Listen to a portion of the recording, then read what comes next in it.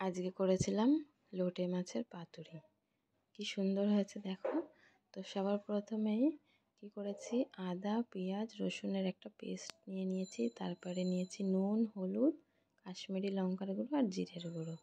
তারপরে নিয়েছি একটা মিডিয়াম সাইজের টমেটো কুচি, কয়েকটা কাঁচা লঙ্কা চেরা, আর দিয়ে দিয়েছি সামান্য একটু সর্ষের তেল। তারপরে একটু মিক্স করে নেব মশলাগুলোকে। মিক্স করে তারপরে যে লোটে মাছগুলোকে কেটে রেখেছিলাম সেইগুলোকে দিয়ে দেবো। আর লোটে মাছগুলোকে একটু গোটাই রাখবে।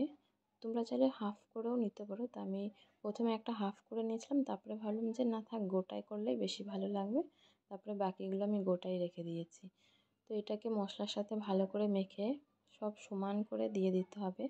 তারপরে উপর থেকে সামান্য একটু পেঁয়াজ কুচি, কয়েকটা কাঁচা লঙ্কা আর বাকি যে তেলটা ছিল সেই তেলটা আর একটু ধনেপাতা কুচি দিয়ে গ্যাসের উপরে 5 মিনিট বসিয়ে দেবো স্লো ফ্লেমে।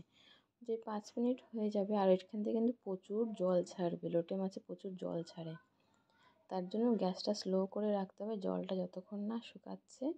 এই যে আবার 5 মিনিট হয়ে গেছে, টোটাল 10 মিনিট হলো। তারপরে মাছটা কিন্তু পাল্টে দিতে হবে, পাল্টে দিয়ে 5 মিনিট রাখলেই লোটে মাছের পাতুরি রেডি।